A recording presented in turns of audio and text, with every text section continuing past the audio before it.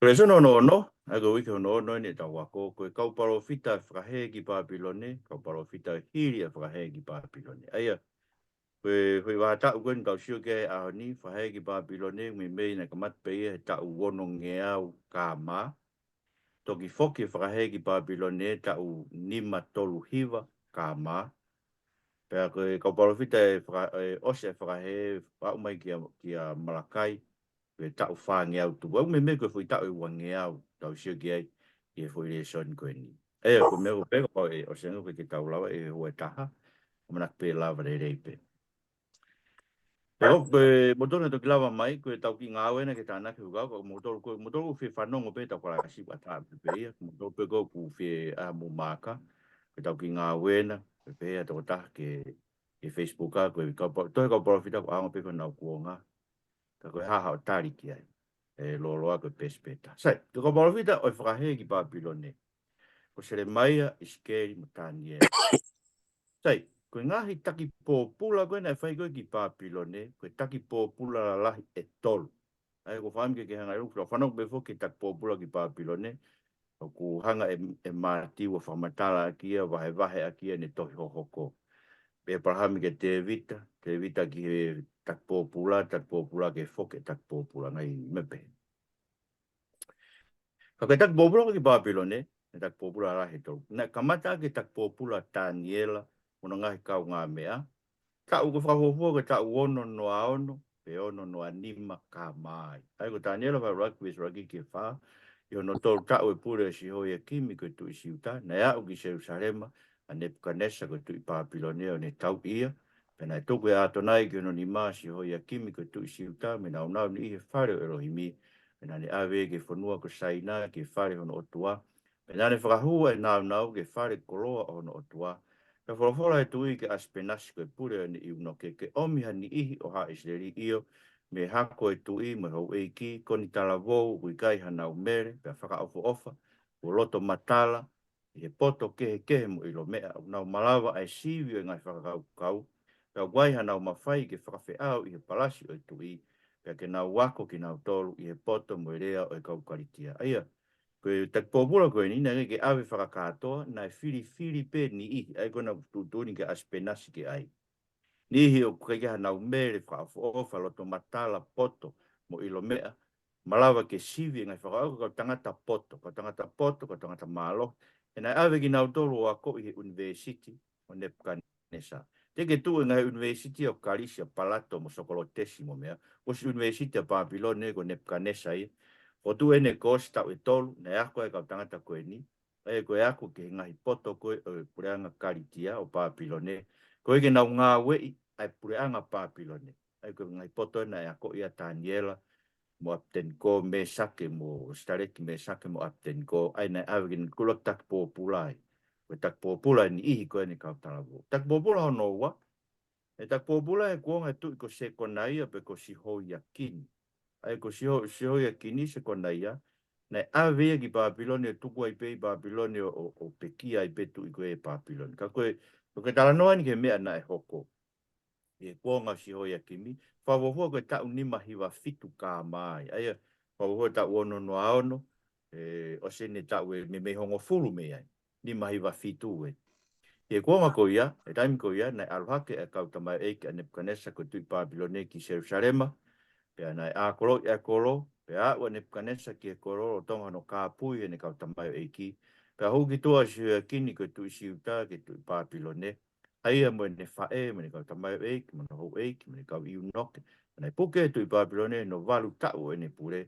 Pea ne awe mea e koloa kotoa e whare o Sihova, mo koloa e whare o tui. O ne hifi e nau koula ke na ngauhi Solomone ke tui Isleri e te mpare o Sihova. Ange ko whorofora e eiki. Pene Takipopula se Jerusalema kato me ho e ki kato me kau toa fua pe toko taha mano ai popula. Kai mai kau tufunga, kau tuki uka mea. Nei kai hatoe ngata pe e tau pot ki lalo e ka kai tuku uta. Pene Takipopula si ho ia kini ki Papilone. E whae e tu i fok mo no ngahi uno mo ne kau i uno ke me kau maa olunga e fonua. Ane awe popula me se Jerusalema ki Papilone. Peko kau toa ko toa pe ko toko fituafi. Kau tufunga me tuki uka mea me toko taha afi. Ko toko taha afi.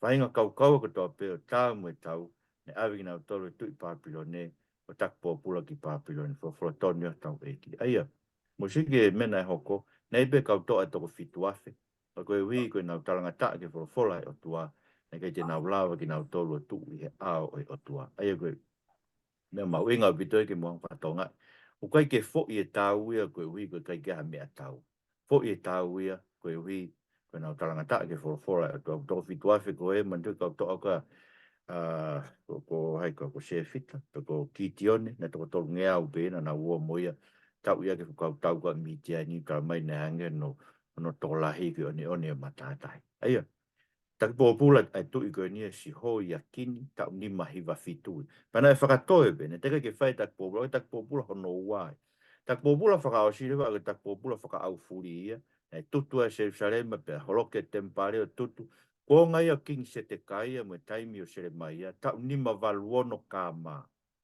sai mo inga ki hanga o ma o ngai ta ko ni pe mo ngai Takipopula ko ni o te eke atu e he tau ti sivi ko e whai Takipopula ko ni Takipopula ko nga Daniela ono noa ono kama Takipopula ko nga sihoia kini ni mahiwa fitu kama Takipopula ko nga se te kai mo Selemaia ni ma valuono kama aia whamatala ni ko au laktu au atu i wahi wanima ki mea nei hoko koe kua ngā setikaia pe turi mui kau karitia ge tu i no mauia he alapa seriko pena mo vete me te ni tau koto pena toki puke tu i o hake ge tu i Papilone ki li pila pena o whamau ia pena nau tāmate i ngai whoha setikaia pena mamatai pena o toki kuhia setikaia o haia ka hango se ni palasa o ave ki Papilone Pei hono nima mahina mono aho fitu, aia koe hongo fu mahi wa tau o king Nepkanesa koe tui Papilone.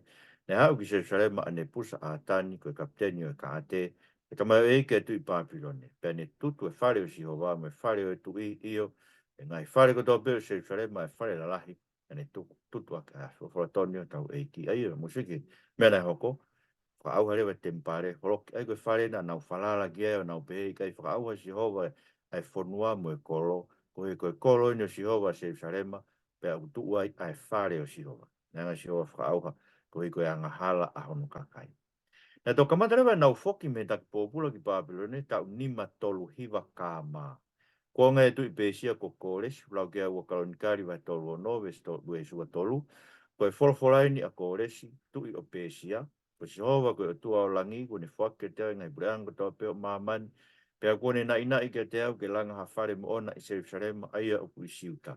I longa ki mautolu i hono kakai ko tō, kone ata ke alu ki ai, pe awha ke kau moia a Sihova ko hono o tua whalaforatonu tau eiki. Aia musike, koe misiona rewa na e tuku ke whoki a whakahe, koe toi langa fo o e tempare. Aia na nau amnak fo koe toi langa fo e tempare, te haere mai o tua a fio na o torotonga, fotu fo o e ngai whakamonu ia ko tō pete, fotu fo o e pure anga o tua, i Isikeli i Selemaia. Ai na au ke hoko mai si isu nau ke amanak pe koe mea e hoko, o te ai pe ke hoko mea ea koe. Koe ia i he whoki e Takipopula ki Papilone, na ere ai e ngō Palofita koe ni hake ai mo sakalaia, o na whakaloto lahi e kau tangata na e whoki, se lui pēperi whoha o saritiri, se lui pēperi koe ia koe moko puna ua ia o siho ia kini. Koe langa tempare, na o tau lawe kia tau ngai klasiko koe hako peo te evita tene langa tempare. Ai ko Solomone pe, na pau peke te whoki mai koe hako peo te evita ai ko seko nai, ko na moko puna wain. Ai koe whoki ana whakahe, tūrewa e ongo Palofita koe ni.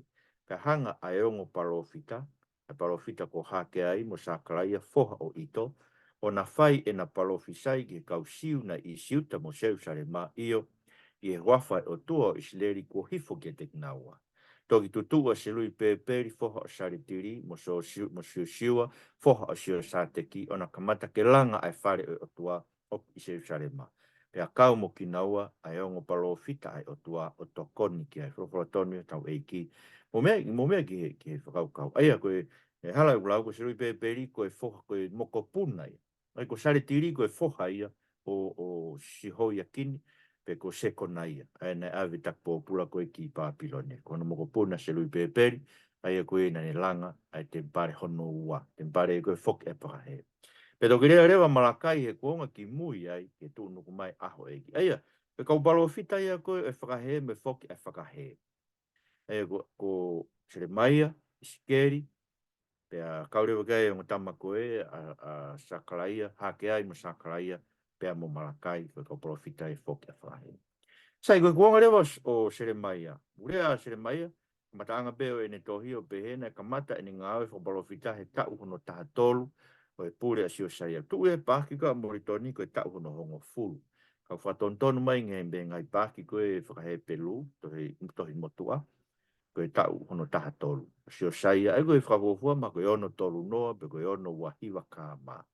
Na tau e whaahua e rea whakapalofita, ai palofita koe ni pe toku whakakata. Ulo whaka Selemaia, koe palofita mamahi. Koe hui he gui ema ne ngahi, o ku kau i he ne rea whakapalofita ana ne ngahi hanu ke he otua, vai tahani ma, vai wanoa, he ne hanu ke he otua, koe hui, koe ne alo na rea ke whalafola atua pe whakamamahi ia kakai. Kapana e longo, koe pehe ke longo, unengo ia o kufute holo e whalafola atua ia i hono fatu, hange ko haafi. Ke alu rea. Ko ne alu rea, ka whamamahi ia he kakai. Umo mea na si whamamahi na o ri ke repa. O tuku ai pe alu e tangata ko e peti mere ki o fusi hake. Kore ke tui ke fusi hake mo ke orunga. Tauhi ake fo ima e taha i he aho. I he loto aho e tui o au ke taimi koe na whai na toa e kolo ke tui Papilone tau ni mawalu. Kaige. Koe tunga whakapolitikare, taimi ko ia ko i kuna ia Asiria i e Papilone tau ono taha ua ka maa. Whakakato hei kuna i ko ia e tala aisia vai hongo fulu, mo tala e Palofita ko nehumi na tau sio giai, Palofita ko nehumi ko ia urea sinturi fitu ke he pau ke whaauha he o tua ni nive, kolo mua ia o Asiria. I kuna i Papilone a Feloneko, he koe Asiria pea mo ispite, koe ongo mafia na hopo hake kuonga koe ni, pena e pau ke nau whaitau mo Papilone, pena i kuna i loa ki nau e Papilone, i kuna ia Feloneko na ne whakaponga a Siosaia, kingi Siosaia o Siuta. Ko tui whakaosi pe na e kakato e ni ngā ue, a kingi Siosaia na ni whai whakarerei lotu. Ko hono ngahi foha enia, si ho ia kimi, pe mo sete kaia. Nau tolu na nau pure ko au ke whakahe. Ngai foha ia Siosaia.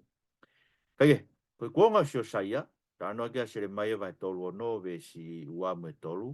Rofola o tua ke Selemaia toma takai ngā tohi pa ke tohi ngā irea ke ko rea aki ia te koe ki Isikeli mo Siuta. No me ngai pure a ngā talu me ku kamata rea ki te koe i o talu e taimi o Siosaia o au ke ahon. He ilo e tokanga he whare o Siuta ke kovi ko toa o whakakaukau ke whai ke te nau tolu. Ka nau toku takitaha foki mei hono alunga kovi kau whakamore more e nau kovi mo e nau hia. Rofola tonu e tau eki. Eia koe whiani ke tohi e ne mea koe nei rea aki koe e Palofita ko Selemaia kuonga koe eko ne rea koe ni ne whakahai talu me taimi o sio saia o au ke ahon. Koe kuonga koe ni koe kuonga ni o si hoi a kimi aini urea e vai tolu ono. E koe kuonga rewa si hoi a kimi ka hokot ke ai. E koe tangata ne nane hanko tutu e mea koe nei tohi. Aina rea o tua ke tohi e wholofola a koe nane ange ki a Selemaia. Pea lau e Selemaia o ne ange ki ne Skalaipe, tangata whau tohi ko a Selemaia, koe tangata ko paluki, pe ala paluki o lau ki kau ofisa ko e tui, kau minista ma kabineti. Pe awerewa he kau kabineti e tohi na hiki koe paluki no lau ange Selemaia, o lau ke se hoi a kimpa, ko mena e hoko. Pe whikau e tui i e huti ke omi e takainga. Pe ne to o ia me he loki o Elisama ko Skalaipe, pena e lauia i e huti i e ao e tui, pe i ao e hou e ki kotoa, aina nau tuu kai i lalo e tui.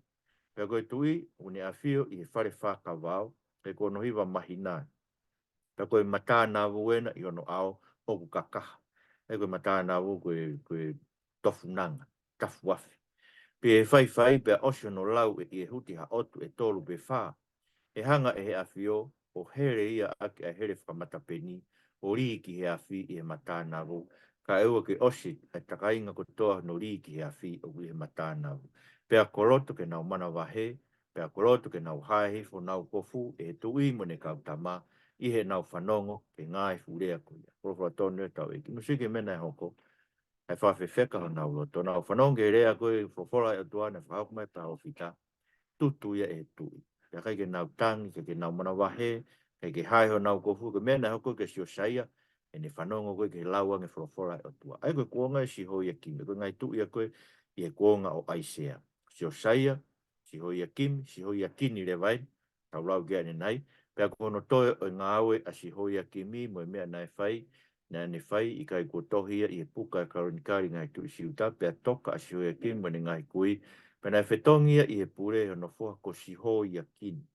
Pena i kai toi whai he tu ispite, ke huki to me ono whanua, ko to he tu i Papilone, ai mea ko toa nei kau ke tu ispite, me vai tawhi o ispite, wao ke vai tawhi ko eu whare tesi.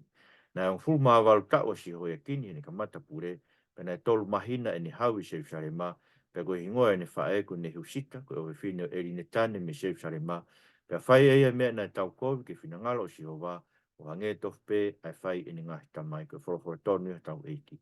Sige, e nei pekia a si hoi a kimi, koe foha ia o si o saia. Pea, hoko rewa no foha koe ni ko si hoi a kini, e ko se kona ia. Na ta maina pe tolu e ne pure, te Takipopula na tau sio kia ni nai. Ave mo ne whae koe, kalamai ko ne whae ko ne husita. Ka hoko rewa ke kuonga se te kai a. E ko kuonga se te kai a, ta anō kia Selemaia vai tolu hiwa, ve uraki ke tolu, be whai, pea hamu a Seif Salema, kono hiwa o e tau o se te kaia, koe tui si uta mono ngo fulu e mahina, na hawa ne panesa koe tui Papilone, mo e ne tau katoa ki Seif Salema, o nau kāpui. Pea no ngo fulu mātaha tau o se te kaia, no mahina whā, mono au hiwa e mahina, na e fua ai a o e koro. Na toki humai ho e katoa e tui Papilone, na nofo i matapa i loto koro io, a Neri Kalasaresa, a Samika Nipo, a Saa Sekimi, mo lapi sārisi, a Neri Kalasaresa, ko lapi maki, mo no toe ho eiki e tui Papilone, ko whorofo tonu tau eiki. Mo seki, humai e hamu e kolo, e nei tau e ua a hono a kolo, i ne kanesa e kolo. Me tau hono hiva koe o e pure e setikaia, o au ki he tau hono hongo fulu mātaha. E mo mea ke tau hono koe o se tau e ua koe ako tui, e mo one a bita mea nei lau na nau kamati ke nau kai e nau whānau, tapu mo ho eiki. Ko mea nei tala he o tuai a Selemaia e hoko. Koe ngai whapalofita rewa a Selemaia, na e ui a Selemaia koe no whatongia whapalofita ke i tamasi. O whafofua malbe na tau tahao no pe tāwhitu, ki tama. Whanau koe ne lau e hoko e whorofora si hova a Selemaia vai raki ves whaaki he ono.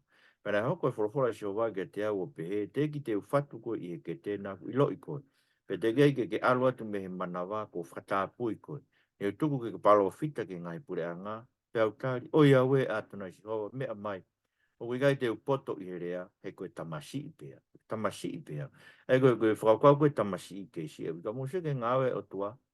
Ne hanga toa ha tamasi i. Pa ne hanga ngāwia koe palofita. Ke alorea, whakako e ne wholofora. Pea, koe tamasi i pēa ke poto i herea. Ka mahino ai, koe mawhi o tua na ne whakaivia ake ki tamasi koe ni ko Selemaia. Ke alo whai ne. O pē mo pē ngāwe o tua, whakakau ka Moses, ne hae, ta tawe Moses, provolange o tua ke alo rea ka whelo, tarange Moses, koe ke poto i he rea. Whai bea ange rewa ki aia, ano te hina a Elone, ke hoko a Elone, ko ni tangata rea. Ka mosio, o se ange mo uia Moses, na ne whau e tohe nima, koe ni mai puka e koe ni tau mau, kano hanga e o tua, o whakaivia, o whakahino hino e ne tamai o eiki. Sei, koe whatongia whakabalofita rewa Selemaia, vesi hiva ke hongo fulu pe koe e wahe uaki. O behe, ono whatongia whakapalofita e. Ma whaama e niwa si hova, o wala ke o ngutu, pe a whorofora si hova ke te au. Wakai ko ai ngahi rea ke o ngutu si o mai, ko whanofo koe ahoni ke whai ke ngahi kakai, ko e ngahi pure anga ke taaki pe a ke laiki, pe a ke mau mau mo whakaauha, ke langa pe a ke tō. Aia, ko e taaki mo e laiki, ko no whatongia uaki ia. Ke taaki mo laiki. Pe a osko ia, pe tene toki hanga o toi langa, pe a ke tō. Ko ngō mea bea hoko koe he rea Selemaia. E rea Selemaia ke ngahi anga hala a siuta. Ai ko anga hala ina a siuta. Pe wahe fitu en, po ke vesi walu ke tani ma wakai, po ku tuu homo whalala ke ngahi rea loi. Osi, ko ngahi mea tai aunga. He upehe ha mea, ke kai haa, ke whai hawhakapō, pe ke tono unoho, pe ke fua kawa ki haloi, pe ke tutu inchenis ki a peari, pe ke mui ke ngahi o tua ke he, hani ihina i kai te mō ilo ki ai, pe ke toki humai o tuu i hoku ao, i e whare ko e ni, ai au ku ui ake hoku hingoa, pe mō toki pehe, ko tau mo ui, ko e uia ke whai atu, ai ngahi uwhari e ria ko e, ka abe ko e whareni, ai au ku ui ake hoku hingoa, ko hoko i ho mō wakai, koe ana o e kau whakapō, taratu, wawe ni kua usio ki ai. Si hawa me tae ha mai koia, o moa ki hoku wheitu na ku mau i sailo. Ai na ko tuku ke nofo ai hoku hingoa he kamata anga. Te mo wakai ke mea kua whai ki ai koe hui koe kovi au kakai Isikeli. Pea koe ni, koe mea io mo whai ngai fu mea koe ni koe si hawa me tae ha mai. Pea na ku rea ke te mo tolu, o te a hengi hengi ke rea, kai te mo wongo iyo, na ku hui ki mo tolu kai te mo tari. Koia, te whai ki he whareni. Aia o ku hui ako hoku hingoa. Aia o ku mo tui ki ai. Iyo, te whai ki he potuni. Aia ko atu ke te mo tolu. Mo ngai kui. Hange ko ku whai ki sailo. Pe te uri ake ki mo tolu mi hoku ao. O hange ko uri ake ho mo fuka i ngana. Ai hako ko toa i whare mi koe. Whorowhora tonu tau e ki mo sige. Ki he hou haulahi ai otua. Koe whare mo e whonua. E ri aki he otua. Koe uhi. Koe nau talangataa ki he reo e otua no tautou whatokangi nau tolu e kau Palofita. Ko ngai ne tahe vahe walu pe whe ho mou lau koe kau poto a ki tau tolu. E tau mau e lau a si hova. Talatu ko ngauhia koe loi e peni loi e kau sikalaipe. Ko maa e kau poto. Nau mo utafu ua. Pea ko puke ki nau to. Wakai unau whakatare i e wholofola si hova. Pea koe poto haa ia unau mau. Ko ia, te uatu nau ngahi waifi ki han i kehe. O nau ngahi konga wao e mau kehe. E unau manu ko loa ko toa pe.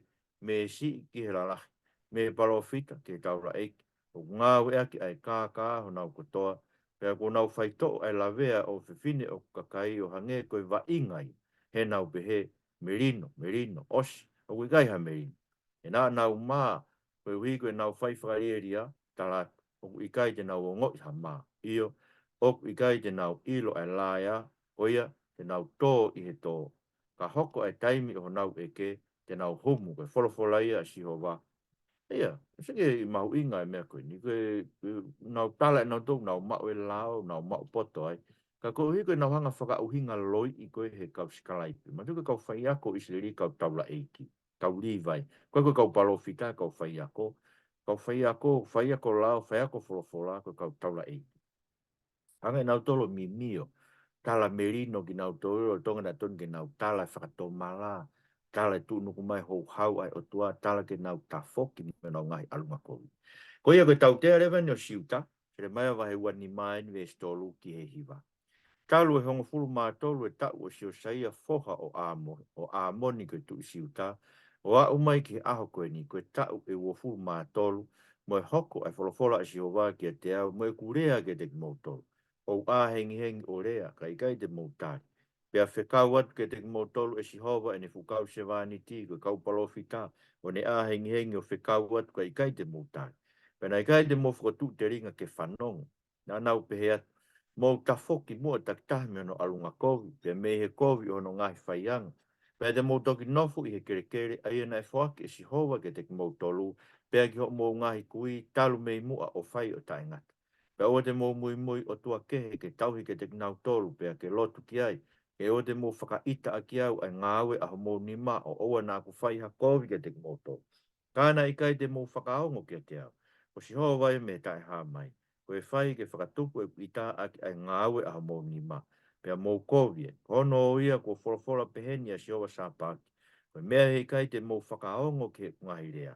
Wāweni o ko whekau atu, ke mau mai e ngahi wha hinga ko toa peo e toke lau. Ko si howai me tae hā mai. Pea ke se wāniti ko Nebukanesa ko tui Papilone. Ke u omi ki nau tolu ke whonuani, pe ke kakai u nofu ai.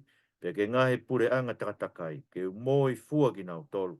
Pea ke ungahi ki nau tolu koe mea ke whaia i haofo, mua whaka isa. Iyo koe koto ka anga tae ngata.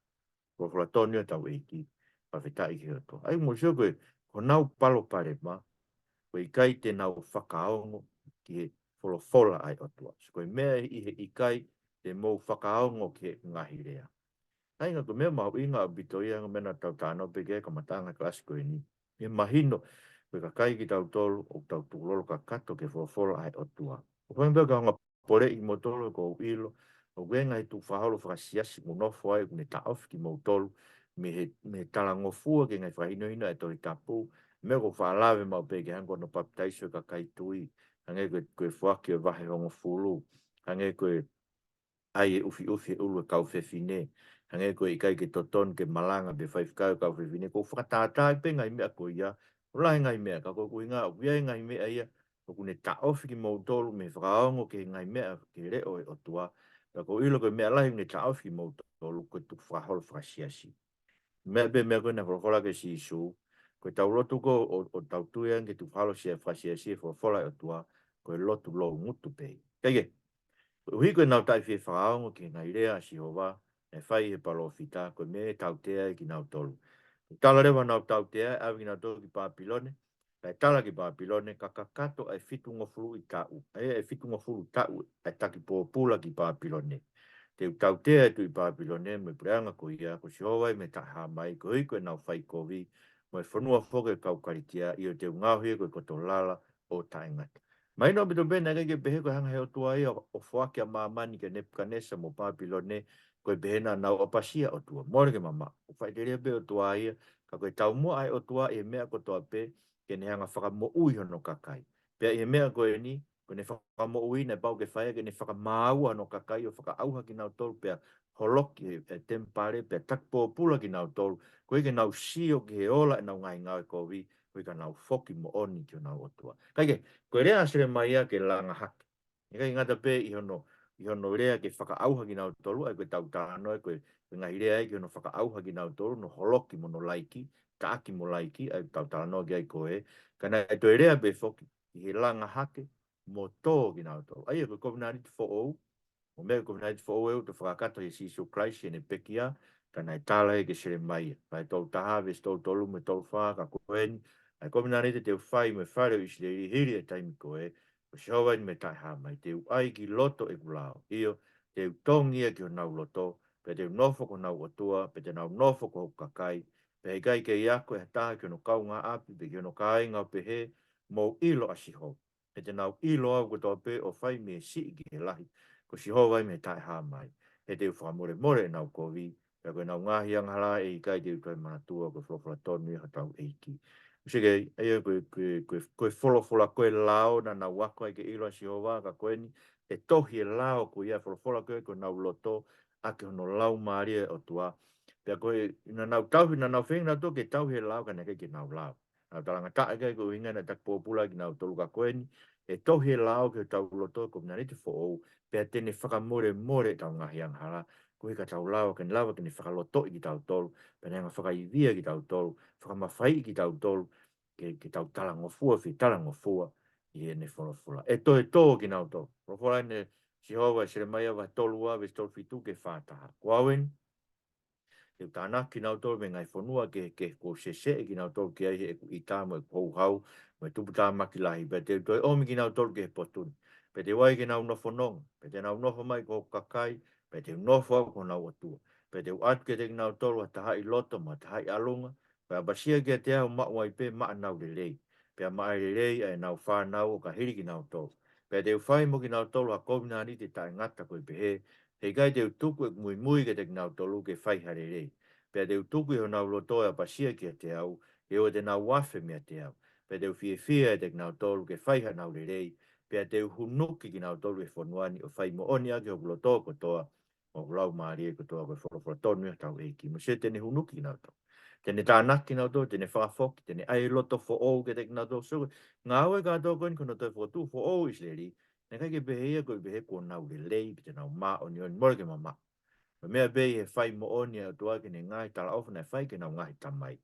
Kono uhinga e tāua e mo ki tau tō Christiane, ke tau tuu mā be tau tolo pou pou ki Isikeli, i he kuonga ko tō be au ke kuonga ni mo shegi mā mani, na tuu nā tolo whakawhepaki, mo whakatanga, mo oi ke tāmate i kau siu. Tau tolu ka Christiane, tau popo mo be ke ko he utala, ko ka kai ni ai o tua te ne hanga whakamono ia ki nau tolu, te nau whakamono ia ki nau tolu.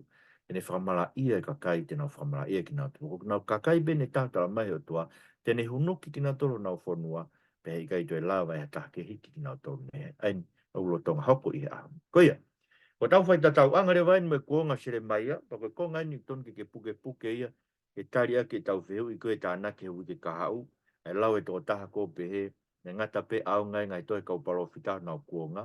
Kau kia hono aunga ke te tau tolu, koe whai tatau anga me unau rea ke ai, mo mea au rea ki ai ngai wholofola si su e hoke e te tautau. Ai ko ngai mea tau whai tau ai, e whakaau ha mea ko tō beo hange be ko e rea nai whai e taaki mo laiki mea ko tō beo rea a Selemaia. O whola na si su e make tātolu be siua, behange si su, mo tokanga koa ki ngai whareni, e i kai au pito tuku i heni hafo i maka o tae holoki. Ko whola ni ku whahoko mai a pita, ua pita vai tolu e songfu ke tātolu ka, e hoko mai be aho e ki o ngea kai ha aia e mōrea ngai langi mo e longa pe e vela ngai whetu o mo vete vete pe koe whonua ma ngai ngāwe iai e vela o si ai pe ka baure vai mo vete pe he ngai meani ko toa pe pe a whakauta mua ki hanga u tonu ke mo wanga aki taka he toonga mā oni oni me lot mo oni mo nofo aki tari ki hoko mai ai aho o e otua mo whakatoa toa mai ia koia aia e tutua e ngai langi o mo vete vete pea e vela o vai e ngai whetu u kai e whunga e tala ofa e nea whio o tawa manaki ka langi fo ou ma whanua fo ou ai e una wha ngai a maa o ni oni koe whorofora toni ha tau eiki musike mau inga e whakaauha mea kotoa pe e vela o vai e mea kotoa hanga peko mena tala e Selemaia e whakaauha ki mōre Takipopula ki mōtoro e tutu e whare koe ni ai e hapu hingoa te wetek te whakaauha ki mōtoro mo whanua e whakaauha mea kotoa pe koe tala i whai si isu tala whai ka apostolo ke te tātou ka, e toi langa hake pe, toi tō ki tātou, e toi whakafo o e mea kotoa pe, e tā noa kia whakahawa i wataha, mesu raki ke wha, pe o wakai he langi fo o, ma whanua fo o, e ne more uraki langi, me raki whanua, ma kutei te tuku e tahi. Pe o wakai e kolo tapu o Selema fo o, warifo me langi, me heotua, o se teu teu, hange ha tahi ne, ko ai teunga ke no se pāniti. Pe haonga mai hafu ure o me talo ni, ne pe he, koe ni ke tāpa ne kare, pe tāpane kare o tua o tu no skai namo ki nau tolu pe te nau nofo ko no kakai pe e nofo e ne a fio koe o tua o kauma nau tolu pe ko nau o tua pe te ne holo holo e loi mata ko toa pe me nau mata pe kai te ai ha mate pe kai te ai ha mama pe ha tang pe ha o ngosia more ngai mea mo ai ko ngai tala ofa koe na whai ki no toi fo tu fo o ko ko ke kominari te fo o koe na tala ke Selemaia kominari fo o e whai mo ki tau tolu e ko si Isu Kraisi whakaukau ke kominani te koe nei tala koe i Selemaia vai tolua, te whai kominani ta ngata mo ki nau tolu, te hunuki ki nau tolu, te mui mui ke te nau tolu, te fie fie te nau tolu, a ku lau maari e kotoa, mo ku loto kotoa, ko tala o whai tau otua. Me whakakato ke te tau tolu e tau otua i ahoni a Kraisi, pe au tū nuku mai mo no whakakato whakau furi ke te tau tolu, e hoko mai aho o e eiki, e whakauha e mea kotoa pe, kai whakafo o e mea kotoa pe. Me koe ke tonu ke tau puli fia i ke ngai tala koe ni tala mai e whakaauha e mea koe ne climate change me ngai mea pe. Sei, koe haere vai tau toonga mo ui. Tau toonga mo ui koe tau toonga tau nofa amana ki aho o e eiki. Ngai koe mea koe ne rea kia e Selemaia. Aho e whakaauha me taaki me koloki. Whiribai vai ua ve sta whake ta ano mo whai mea ko tō peo ta halaunga pe whakakikihi koe wiki mo hao hao mo ata ata me he ko wi koe whanau ai o tua ta e mere e loto lotonga e tok tangata anga piko piko mo heke. Ai au ko mo ulo i nau hao hao ngā koe ngahi mama anga i mamani. Ko mo taki loa te wholo i mo ui. Ko wiki ai ha mea ke upore pore ai i he aho o kalaisi. Ko i kai iku noa e kulere na e whai pe iku noa e ku whakaungusia. Aia.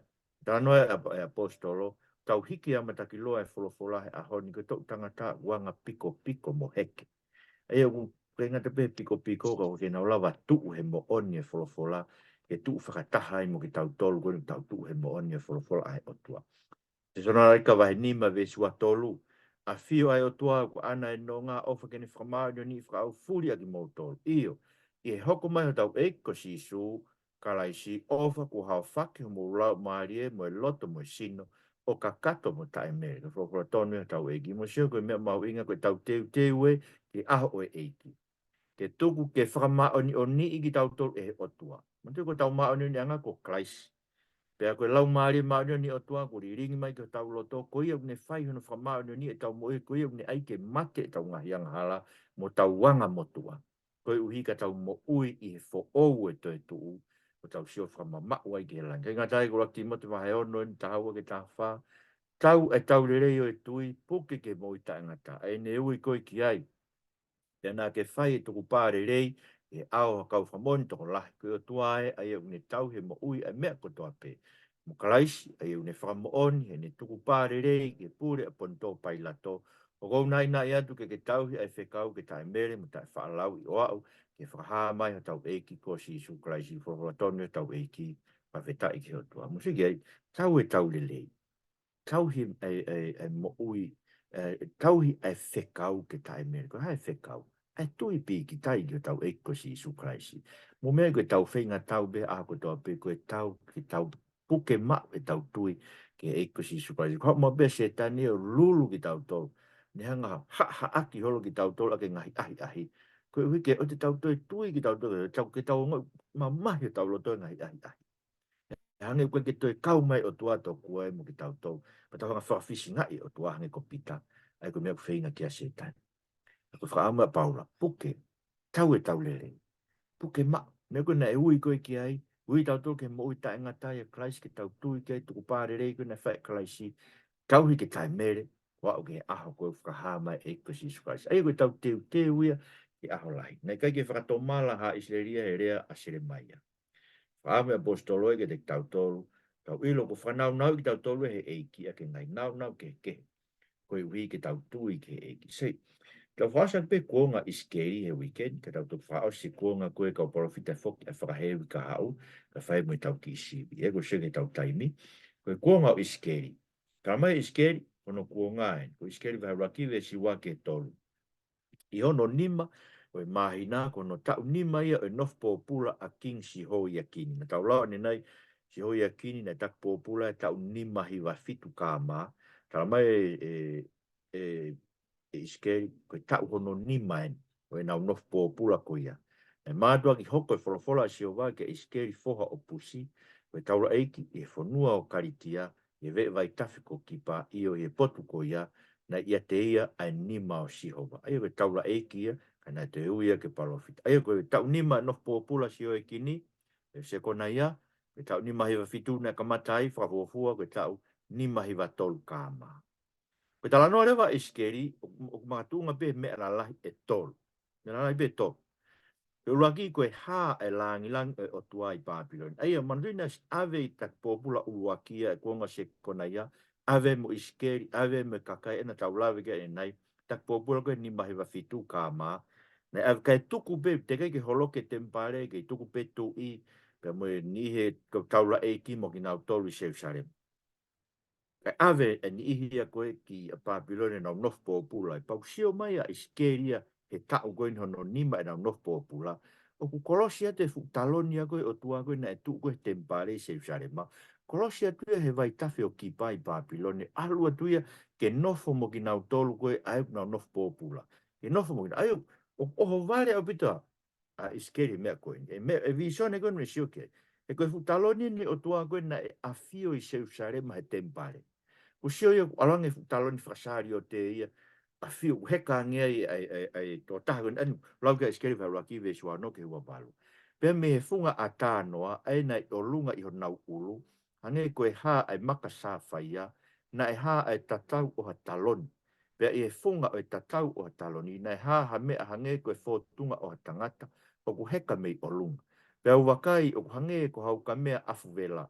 Tatau mo e ha mai ai afi I he loto mea takatakai. Lau me he mata ko no konga loto o whai hake, pe he mata ko no konga loto o whai hifo. O mea nā usio ki ai, na e hange koe hā ai afi. Pe na e ai ha ulo takatakai ki ai hange koe hā ai umata, aia uki he ao, iha aho uha. Na pe he ai hā ai ulo na e takatakai. Koe anga ia o maari a skaina o sihova, pe i he kusio ki ai ne utofo o hifo. Pe au ngo ai re o ataha, o kurea mai. Ia, Taloni ni o toa walatu a fio toa e whanau tama a tangata. Ako ne sio koe fōtunga tangata a fio he Taloni. Pea ne wakai ke uka mea afi. Ako koe whakasari o te.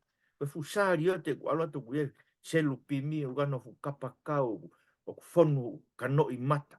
Koe Taloni ko a fio he whusari o te whakasari o te koe ni. A fio e whanau tama a tangata. O Kolosia teo alu ki Papilone. Ei mahino rewa ke Isikeli ori aki e Sihova ai kolo. Hiki e langi a Sihova. Nā rewa Sihova aiwe Isikeli, ke alo sio ke mea nai hoko. Ke hiki koe e langi a Sihova ai nai sio mai ki ai.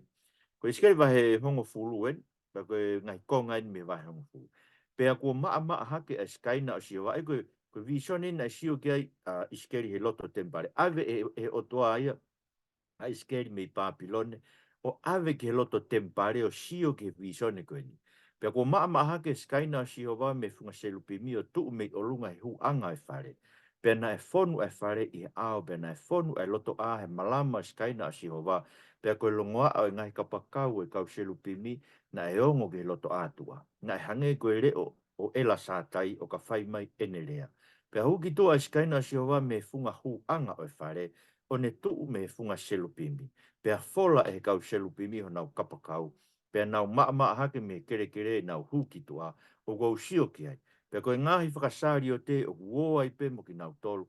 Pea na e tuu ai mea i e huanga e matapā o e whare o sihova.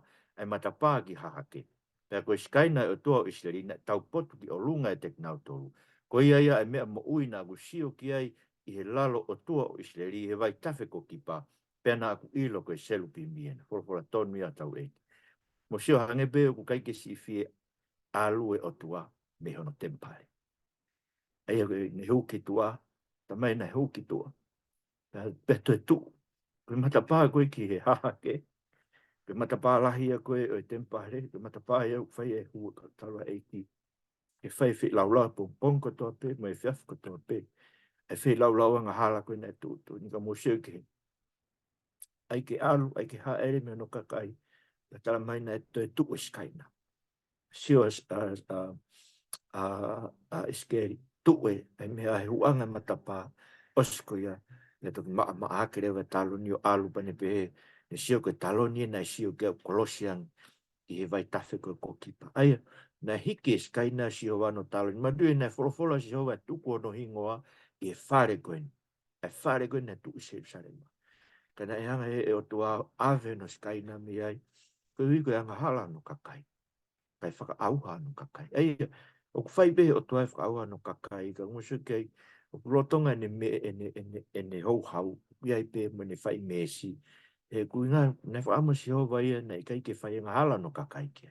Kai ke, si rewa a Isikeli, i e vai whanoa mo e whavalu ke toi foki. Ai langi o toi whakatu fau, ai ke tempare ia ku visione ke tempare whakalangi. Koe ka tempare to e langa i maman, koe ka kai nau tui to e langa tempare, koe ni ke tempare hono tolu ia.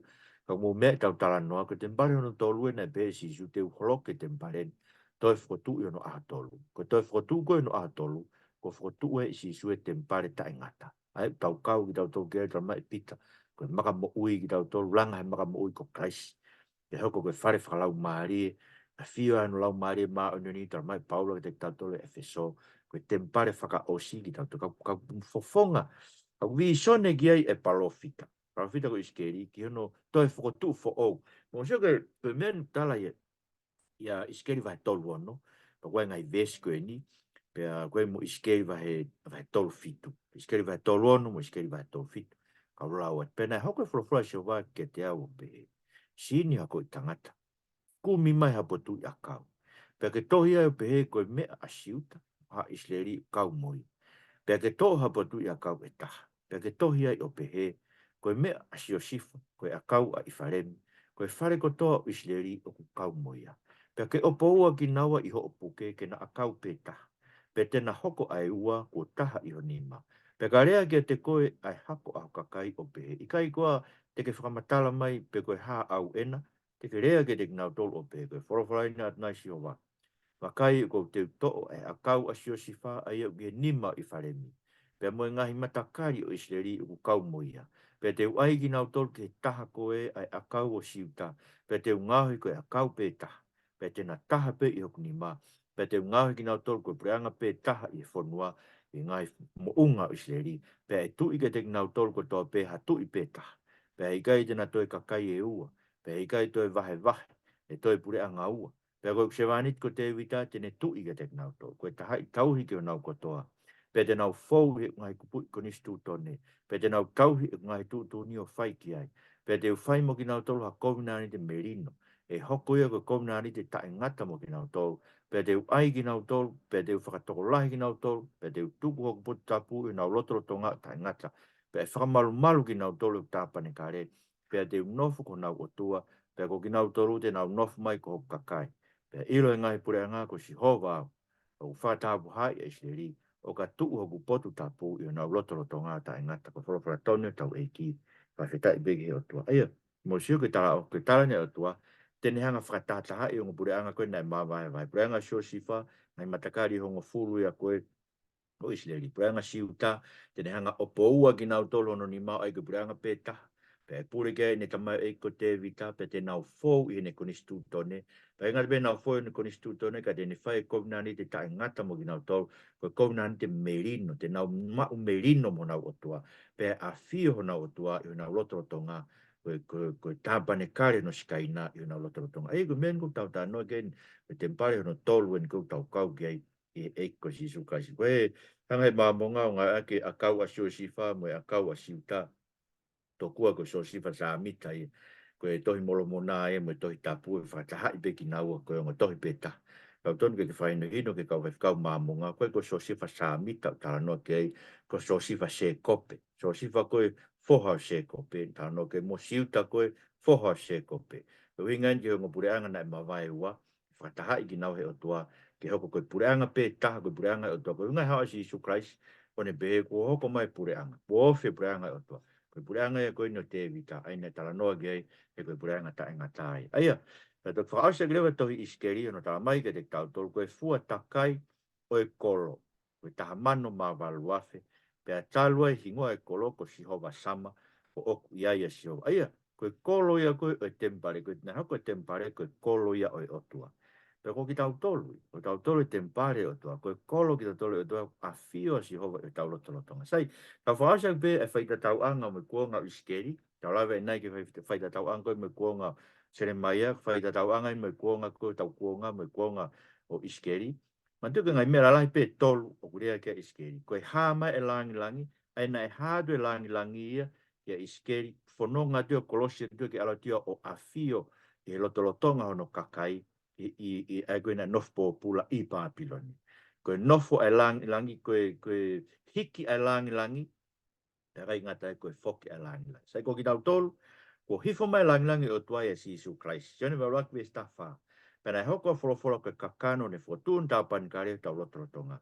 Pena tau mamata ke hono skaina, kwa langi langi na tau ma alo tofu pe taha, o hao mene tamai, ta akune fonu e kresi mo e mo on. Folo tonu tau eki.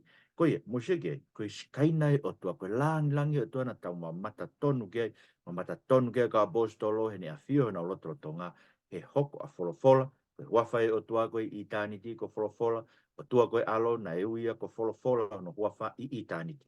Ka i hene hoko ai kakano, e whakahingoa e ko si Isu, e whekau ai angelo. Nofo e langi langi mo ki tau tau. Wako ring tō wahe o no ve sta whaen, koe ke vai fitu ve suraki. O te mohanga, o hoa a kehe no nofo me kau tae lotu. E mea taha ve whai to tonu mo e malaki lao. Pe whiohi ve māma mo e po uri io. O loto taha ve a Christ mo piriari. Pe inas whakataha ve ai lotu mo e tae lotu io. Pe whaahi ve a tempare o tua mo ngahi aitori. Pe koki tau tolu, pe tempare o tua mo ui o hange, koe ne wholofola e o tua o pehe. Teu whare aki ki nau tolu, teu ewa e te nau tolu. Pe teu nofo ko nau o tua, pe te nau nofo ko kakai. Koia, mo hiki me nau lotolotonga, pea mawahe ki mo tolu. Pea o te mo wala ki mea tae maa, koe wholofolai ai eiki. Pea te mau ki mo tolu e au, pea te nofo at maa mo tamai, pea te mo nofo mai mo ngahi foha, mo ngahi o fefine, koe wholofolai ai eiki whakarewerewa, koe si o ko whaam. He rau mao hangai palo mes pe he whau, tau whaka maa ki tau tau me he uri ko toa pe o e kakano, moe loto o tau whaka kakato e tau maa oni oni, he a pasia ki o toa, rofola tone atu. Ai, haere mea toa matuko ni tala e koe kia Isikeli. E whataha i pure anga. E tu ia te vita pa te awhio na lotolotonga.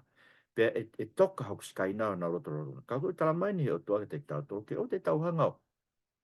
Hoa a kehe no nofu mo tau tae loto. Ia, ko tua koe whekau e ni o e aho ni ki ngai mena tau lawe gai koe kui ke ua ni tau. E tau rea ki mea koe ni whakaso tō maa, mo ngai sesko whai whakaso tō maa. Mo hiki me na lotolotonga.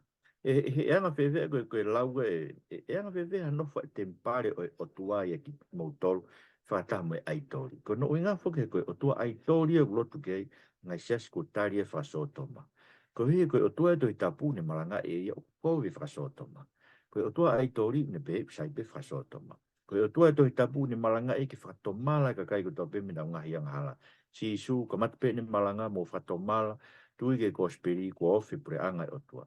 Ko o tua aitori ko ke te malanga e whatomala ki hato e taha. Sio, e hoa a ue ai ke hoa a ke. E inas whakataha whewhe tempare o tua mo ngahi aitori. Aia, ko hiko tau ilo a whio o tua tau lotorotonga. Ta mai rewa ke te tau tolu. Tau whakamaa ki tau tolu me he uri ko toa pe. So mau inga bit ke whapapau tau mo ui. Whamaa pau kau ai me tau mawahe. Me kau tau hi aitori. Ko haere me langi o tua tau mo ui. Ko ne haa koe tau mo ui. O kuanga peheni. Ko tua ina ni folofola. E ulo mai ha mama me po uri. Pea ko ia ia ko ne ulo i ho mauloto. Ko ui ke ai haulo atu e ilo ke langi o tua e fofonga o Sisu Kraisi. He ko mau mamahi maa maani mo more. O kune whakatup maa mau tolu halangi langi ma mafa mo tae ngata. Ko mea fungani e fungani yang e whao. Aia, o ke ngare pe he ulo e maama e o toha tau loto. Ka koe ngai mamahi koe mo ui tau fōwai. Ko i koe wholofola e o tua. Au be ko tau ngai mak whakasino. Ngai mamahi ko ia, o kune ngau ki tau tō hanga ai ke hae de tau tō halangi langi mamafa mo tai ngata. Io, pea kono whakasino koe te tau tō e langi o tua, e tō whakakakato e aho te tau tō e tua me mate. Lauga paula e ko tala ha misteri, e kai te tau mohe ko tō pe, kai te tau ririu ko tō pe, ia fo i mo menit, ia fo i kemo pe, he ifi whakamui e talupite. Io, e ifi talupite pe, whakatua pe kia tai wha auha. Ko ki tau tolu e ririu, he ko pau ke ai he mea auhani e tae wha auha, pea ke ai he mea mateni e tae wha amate. Pea ka ai rewa he mea auhani e tae wha auha, o ai he mea mateni e tae wha amate. Pea e toki hoko sia e wholofola koe na e tohi, o whongia amate o ririu koe i kunu. Eia, mo mea koe mea na e tala koe iskeri. Ke na hiki, na hae langi e ka iskeri, haere atio a fio he lotolotonga koe kau whakahee. Ave o tua sio ko hiki mai langi o tua me tempare aluia a fio lo tonga no kakai i whakahe. So, ko hiki e langi. Pea sio rewa ke vi sone, ia aho te hanga o tua whotu fo ono tempare, pea e a fio no skaina i loto ai pe e tu hono potu tapu i loto i hono kakai, pea e ui e ko loko si hova sama, oku iai ai o tua. Me ta tau hoke de tau tau. Tau mamata ke langi o tua ia Christ. Ulo e langi e te tau tau, he folofola mai o tua he kosperi, e mama mai, ulo te lang koe te tautou, be kai ngatai, kau tau ngai mamahi koe koe ui koe kosperi, kua hoko i kene o maha langi ke te tautou e tae ngata. Be kai ngatai, kau ave ki tautou, o tautou whakatola, tau o awhio o tua ho tau loto tonga, mau inge tau ilo o toka e langi e te tautou. Pea e tok whakahae langi koe o tua he tau moi a ki tautolu, a koe tau whakatoi tua ki tautolu, ai ho tau sino langi ia, he whokma e o tua. Aia, koe whai tatau ia o ki tau tau he langi o tua, mo tohi iskeri. Aia, ulawa ke o mai tohi iskeri iai, o whakahoko mai ke te tau tau ia. E tua mo whamaloa te mo Palofita koeni, na rea e Selemaia ki he taaki mo e holoki, pea mo e hunuki mo e tō. Whawhitai kuki whai e koe mea koe mau tolu, e eiko si Isu Kraisi. Taaki koe pa ke holoki eiko si Isu Kraisi, ko hui koe mau ngahi anga. Ka ke hanga whakatoi tu uia, pe mau tupu fo o ai mo ki mau tau whai aha mau whaka fo o, mo amanaki, ke nofo i whakatupu fo o, a te ke hanga ai o, te ke haere mai fo tu e whakatupu fo o. Kai ngatai, ka kua hae langi o krai, a whiona e Kraisi, mau mamata ki ai ulo he mau mo ui, pe iei langi palomesi mai ko langi ta ngata mau tolu, ai e te mau tolu, o ka whai e toi tu u. Mau kore toa ke pe mo e mau ngai mo ui, e Sisu Christ ko mau wha mo ui. Amen.